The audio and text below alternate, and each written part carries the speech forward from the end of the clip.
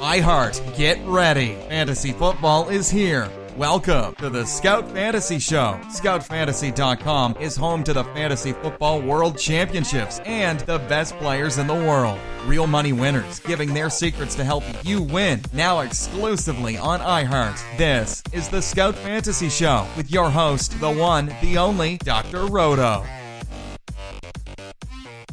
Hey there, everybody. It's Dr. Roto. Get out the insurance cards. Get out the copay. The office is open, my friends. All right, we're going to have the Pittsburgh Pirate preview in just a bit, but taking a look at some headlines. David Price, I think it was obvious he's going to begin the season on the disabled list. We're going to talk to a Boston team doctor tomorrow on our Sirius XM Fantasy Sports show in the morning and see what she thinks about David Price. But look, we'll see him this year. There's no doubt about that. But how soon? It could be May 1st. It's possible. I think that Price has to be dropping in drafts. I mean, he's no more than a starting pitcher 3. No more than that.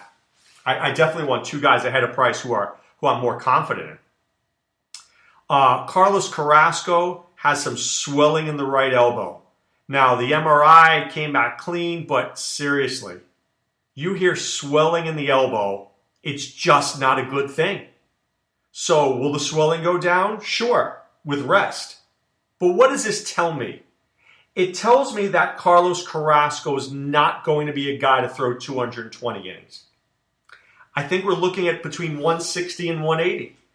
Maybe they play Carrasco 2, 3, 4 starts, rest. 2, 3, 4 starts, rest. Skip is turning his rotation. You know, I think that's going to have to happen with him to keep him around because you want him in the World Series. One of the reasons you lost the World Series is you didn't have Carlos Carrasco. If you want him in the playoffs, you're going to have to baby him throughout the season. He just is not built to go that long. I mean, a lot of these guys should end up in the bullpen. See, I think baseball is going to change. I do. I think baseball is going to change dramatically. And if I had to guess over the next 30 years, if I had a crystal ball, I think you'll see far fewer baseball fans. I think you'll see attendance go down. I think our fathers and our grandfathers, who were the baseball fanatics, are going to pass. I think we're going to see the Generation Xers, carry the torch for a little bit. But I don't think millennials are really into baseball. I really don't. You go to a baseball stadium now, and at least I do it, and it's because I live in Fort Myers, Florida. It's mainly old people. There's some young guys, but are there young kids? Not like I used to see. I think baseball's changing. Within that, though, I think you're going to see pitchers pitch 3 to 4 innings, not 7 to 8. I think you might have guys go with bigger rotations. I think they may have to increase the number of players on a roster, maybe to 28, as opposed to a 25-man roster, because I think those 3 extra spots might have to be pitchers. Because I think when you see all these arms being blown out and you see pitchers who can't go 200 innings anymore, I've got to get Carlos Carrasco 4 or 5 innings. Joe Madden may be ahead of the curve. He takes guys out after 4 innings and he works his bullpen. Well, but he tires out his bullpen. That may be true, but he also saves the starting pitchers. So I think you're going to see more 6-man rotations. I think you're going to see shorter outings.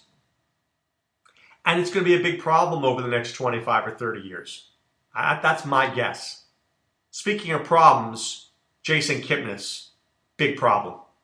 I have said this before. It was in my preseason pro picks, which you can find now at Scout Fantasy. Mine, Adam Rona, Sean Childs. What was my bust? Who was my bust? Jason Kipnis was my bust.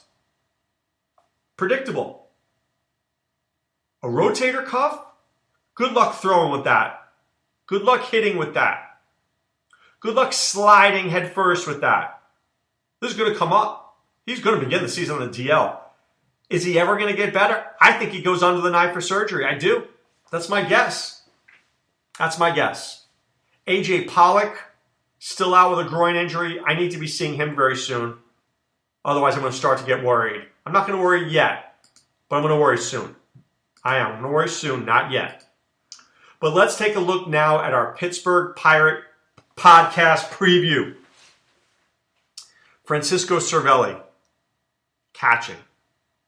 Francisco Cervelli is a good, solid catcher, but not great by any means. He's not great. He's good, but not great. He had a weak year, a down year last year, and I think he rebounds. He had 1 home run after hitting 7 the year before. I think in an NL-only league, I could do worse, but in a mixed league, I really have no interest. So I'm going to take a pass on Cervelli. I just think he's safe, but bleh. Just not great. Josh Bell at first base. Here's the problem. I love Josh Bell. He's a really good hitter, but he's not a power hitter. And when you draft Josh Bell and you put him at first base, and an opponent in your league has, I don't know, let's just say Goldschmidt, Josh Bell's going to hit 15 home runs and Goldschmidt's going to hit 30. You're down 15 home runs. And it's not like Bell's stealing bases or hitting a lot of RBI, so he's hurting you across the board. Now, maybe I think I could use him as a corner infielder, but not as a starting first baseman. So be careful with Josh Bell. I like him as a corner infielder, but not as a starter. Too many other good hitting first basemen who will hit for more power. Freeman, Rizzo, Goldschmidt. That's just in the National League alone. At second base, Josh Harrison. I hate to use the word disappointing with Josh Harrison, but I think I might. Back in 2014, Josh Harrison had 13 home runs and 18 stolen bases and hit .315. And I think the assumption was that he was going to become a 2020 guy. And a lot of people really got excited. But the stolen bases have been there. He had 10 and 19 the last couple of years, but the power's really dropped off. 4 in the last 2 years. So this is a guy we were hoping to see 20, and now we're getting 4. It's just not good enough. So I think that there's value for Josh Harrison, but he hurts you in the power categories. And the speed is good, but it's not outstanding. It's not outstanding. It's okay. And okay is not good enough to win fantasy leagues. Speaking of okay, Jordy Mercer is an okay shortstop. I think he's better than okay in daily because when he goes up against a lefty, I like Jordy Mercer. But against righties, he's not very special. So he's like their version of Zach Cosart. If you had Zach Cosart and Jordy Mercer and you played one against righties and one against lefties, that'd be a pretty good shortstop. Alone, not good. Together, much better. At third base, Jung-Ho Kang is their third baseman. Now, his timetable is going to take a while. So he had, I think, his third DUI in the last 5 or 6 years. There's a lot of drinking going on in Seoul, Korea. And I'm not just saying Korea is a drinking nation. I'm just saying alcoholism is quite prevalent. It's a very big club and bar scene there. And Gung goes home and he throws down a few too many. Well, okay, I'm all right with that. Get an Uber. Get a Lyft. Don't drive. Seriously, don't drive. I have no problem if a player wants to blow off steam and go out and party. No problem whatsoever. Get an Uber. I'm sure they have Uber in Korea. Maybe it's called Kuber. But I'm telling you, get an Uber. Ridiculous. So he's going to be out at least 30 days from the time he comes back to America. That's what we heard the other morning when our friend from the Pittsburgh Post-Gazette was on. Paul Zeiss said he's going to take 30 days. So I think we're looking at a guy who can't be here at least for 2 or 3 weeks into the season. I think that's what we're looking at, 2 or 3 weeks into the season. So David Freese will be the third baseman until Gung comes back. When he comes back, Gung will be third base, Bell will be first base, Freese will play a little bit of both. I don't really like David Freese, but I think he has a use. The outfield is where the Pirates are special. It all begins, there's Andrew McCutchen, Starling Marte, Gregory Polanco, all guys I love. First of all, I love Starling Marte. He's a second-round pick. The guy's got really good speed, He's got good batting average, and I think that there's power to be had here. So just the other week when they played the United States, he hit a home run to right center field. That was a shot. So I think that there's more power with Marte than we've seen. I think we're going to get close to 20 home runs this year. I do. So I'm very excited about him. And you know the speed is there. And you know the average is there. Gregory Polanco, this kid's 25. He's getting bigger, stronger, and faster. I was hoping to get him in the 5th round of FSTA, but I think he's going to be more of a 4th round pick, and he was even a 3rd round pick in labor. So do I think he's a 3rd round pick in most leagues? No, but I do think he's a 4th round pick. You're going to have to strike early on him. Perhaps the only guy that offers any type of value for the Pirates is Andrew McCutchen. Now, Andrew McCutchen to me is what I call a winning pick. I really do believe that Andrew McCutchen has the makings of a winning pick this year, and let me explain to you why. Last year, this was a 1st round pick. This was a 1st round pick. But he didn't produce. But we know what he's able to do. We know that he's a talented player. We know that this is a guy that can hit 25 home runs, knock in 90 RBIs. But he tried to do too much. And I think, there was reports that what he tried to do last year was make up and become a power hitter. Make up for their lack of power in the Pirates and try to hit home runs every time. Well, his batting average suffered. And he really didn't hit that many home runs, and his RBIs are down and his stolen bases were way down. But I think we could get value on McCutchen this year. See, there's no value in Marte. He's a very good player, but he's a 2nd round player. There's no value on Polanco. He's a 4th round player.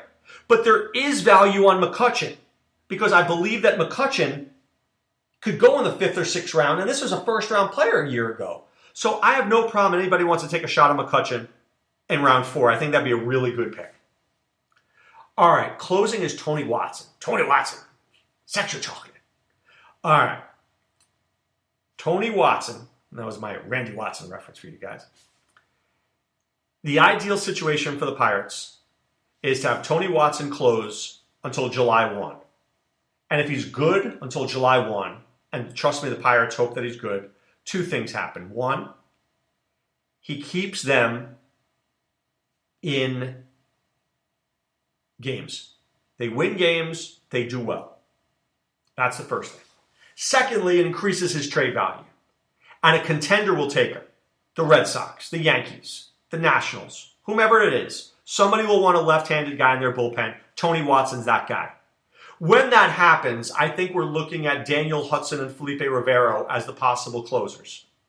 Right? Rivero is a very good pitcher, but I think the guy there to own is Daniel Hudson. They brought him over, and they paid him a decent amount of money. And they basically said he's going to serve as the closer when Watson can't do it. So I think Hudson's a guy there who I really like, and I'm interested to see where he could end up. His numbers weren't great last year, but I think he's got more ability than we've seen. I'm a little interested in Daniel Hudson. Now for the starting rotation. So first of all, I'm going to go backwards. Tyler Glass now is not going to start the year in the rotation. He's going to start the year down in the minors, need to work on a 3rd pitch. As soon as he'll dominate the minors. The problem is he a 4A player? The 4A player is a guy who dominates AAA but can't get it done in the majors. Is that Tyler Glass now? I'm not sure. I'm not sure. It's possible. And I'm worried if it is. Drew Hutchinson is going to be the number 5 starter. Drew Hutchinson, I really, really like in DFS. There will be games where he is absolutely lights out. But you just can't predict when that happens. I mean, he's a very good pitcher when he wants to be. He's not always healthy. But I think in 2015, if you recall, he had some very good starts, especially at home. So I like Drew Hutchinson. He's only 26. Feels like he's been around way longer than that. But I think Ray Siraj can get something done there with him. Watch him as a $1 sleeper in your NL-only league. Chad Cole is going to be the guy who's going to be starting until Tyler Glasnow is ready. Cole is all right. He's going to keep you in games. This is a 6-inning starter to me. That's what this guy is. He's a 6-inning starter. He's not bad. I like him. He keeps you in games, gets you to the bullpen, gets your offense rolling. I don't know whether he wins double-digit games, but he doesn't suck, right? This guy's okay. Not going to hurt you, not going to help you. I think 3 guys who can help you. One is Ivan Nova. Ivan Nova came over from the Yankees and became a really good pitcher. I love guys who go from the American League to the National League, and Nova was one of those guys. He really paid off and did a sensational job. I mean, so in 64 innings when he was a Pirate, 3 walks. 3 walks. Are you kidding me? So, I mean, he was 127 strikeouts, so 28 walks last year. He's never going to be a strikeout guy, and he pitches a little bit too much to contact. But maybe they found something from this guy, and you know what? He's a legit number 5 starter. Legit. Absolutely somebody that I'd be interested in as a number 5 starter. Maybe a number 4 if I've waited, but I really would prefer him at number 5.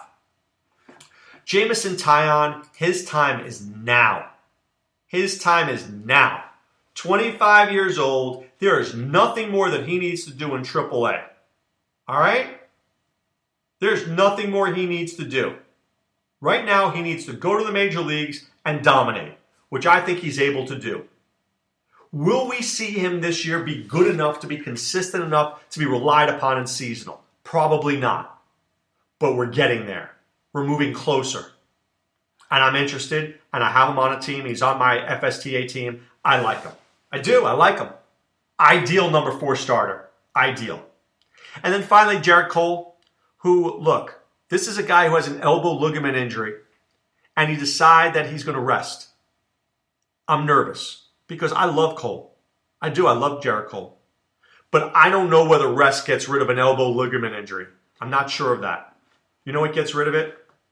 Surgery does. So to me, that's where I think this is heading. I think this is heading to surgery. Will he get the surgery done? No, he's going to wait. I don't blame him. I don't want to go in for Tommy John if I don't have to. But I think it's a problem for fantasy owners. And here's what I would do. And I've said this to you before in this podcast, and I'll say it again. Firstly, a guy like Cole has a red flag because of the injury risk. That doesn't mean I'm going to drop him. It just means I'm hesitant. Secondly, I want this guy as my 3rd starter, not my 1st and not my 2nd. My first 2 starters, I want guys who I can absolutely and positively trust. I don't feel that way about Cole. Because I don't feel that way about Cole, I'm probably not going to get him because somebody in my league is going to take him as their 2nd starter. And I'm okay with that. See, in fantasy baseball, I'm going to get some guys and I'm not going to get some. I'm not going to get others. I'm not going to get Cole. I understand that. He's going to go to somebody else who's going to value him more. I don't want that risk because I think the risk is great that he could end up missing time this year. So I want it when it's right for me, right? Not when it's right for the draft. Understand what I'm saying here. I don't get forced into taking a guy where I don't want to take him. If Cole's going in the 5th round and I have a 7th round value on him, I'm not going to get Cole. I'll get over it. Don't jump because you're panicking. Once you panic, you're in big trouble in fantasy baseball. And fantasy football for that matter. All right? So take the guy you want at the time you think is appropriate. But right now it's time to put away the insurance cards, put away the copay. The office is closed, my friends. I want to thank you for joining me on this podcast. And if you want to hear more, I want you to check out scoutfantasy.com. Enter the promo code ROTO, that's ROTO, pay for 1 month, get 2 months for free. You get access to Sean Childs. You get access to Adam Ronis. You get access to Dr. Roto. You get access to our scout scores. You get access to our NBA optimizers. You get access to our rankings, our team outlooks. I don't know what you're waiting for. It's the cheapest, best product in the industry. $12 for 3 months from 3 guys who've won high stakes and expert leagues? Are you kidding me? Come on. Do the right thing. Do what you need to do. Pay for Scout Fantasy right now. All right, wishing you guys a great day. Talk to you soon. Be well. Take care. Thanks for listening to the Scout Fantasy Show. There's never been a better time to join the Scout Army. Visit scoutfantasy.com. Use the promo ROTO for 2 months free. And don't forget, fantasy players, please thumbs up the podcast on the iHeart app. See you next time. Go Scouts!